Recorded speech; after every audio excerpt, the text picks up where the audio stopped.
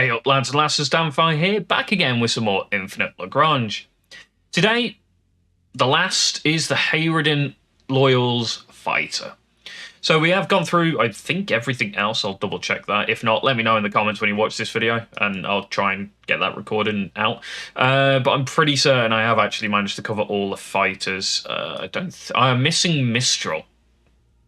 I'll have to work out how to do Mistral at some point. Maybe I'll have to get some screenshots or something like that and get a Mistral out to you.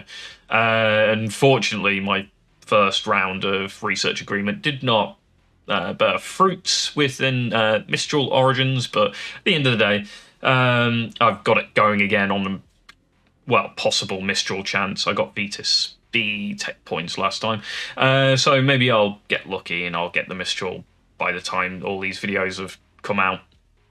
So, the Hayreddin Loyal.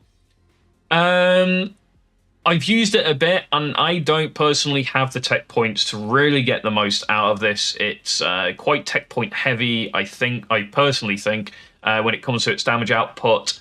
I am currently trying to put tech points into it, but I have found out and worked out the best way to really field it, and yeah, it can chunk, and if left to its own devices, is absolutely devastatingly strong.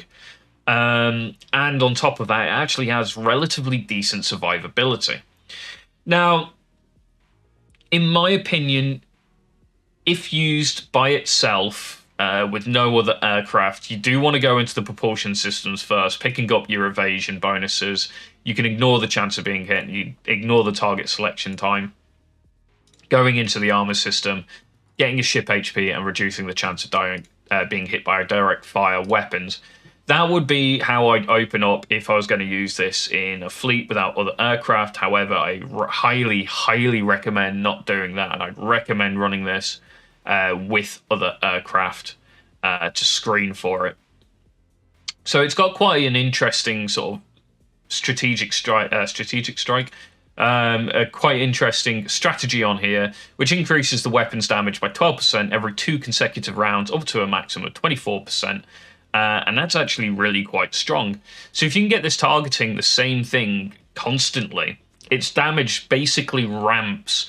And, you know, it's got 125 damage per hit. So getting, 24%, I mean, to calculate that roughly, you're getting like a 24, 25, around 26 damage per hit boost, which is actually really quite nice.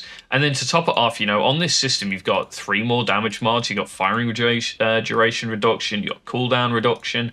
You can ignore the hit rate in the suggestion that I'm going to make.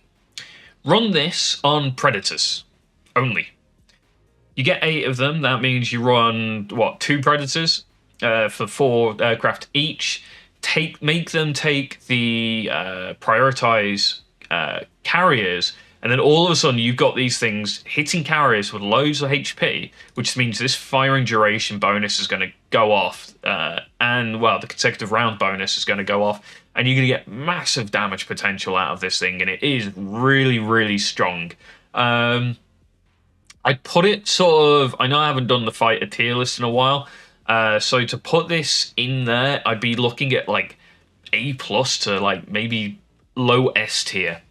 I genuinely think it's that strong, but in that situation of it's on the Predator with the prioritizing carriers. And yeah, if you have it on the Predator with prioritizing carriers, and you've got a screen of Damphyre or SC-02s and Void Elephants out in front of it, you can ignore the ship evasion first and just pick up the reduced target selection time of the weapons aircraft system. This will help it a lot, because it's got 25 base evasion anyway, so you got a bit of, ability to ignore some damage coming its way. But reducing that lock-on time, because it's 18 seconds, is kind of a must in my opinion. That's a really long lock-on time, and by the time that you could potentially lock on, if it was 18 seconds, you might have taken a carrier to half HP in like the anti-carrier meta fleets, or of that sort of situation. So lock-on time, definitely picking that up first. Then going into the weapon system. Here, I'm going to recommend picking up the firing duration first, getting double firing duration, the cooldown system, and then you go into the triple damage mods.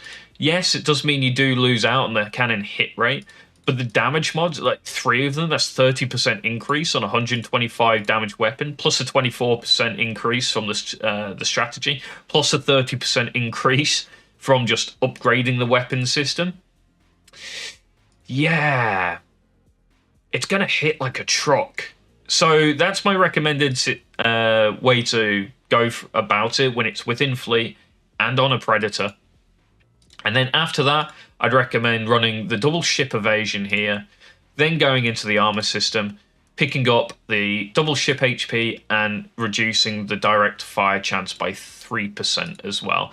It's going to give you like quite a crazy like potential to tank as well.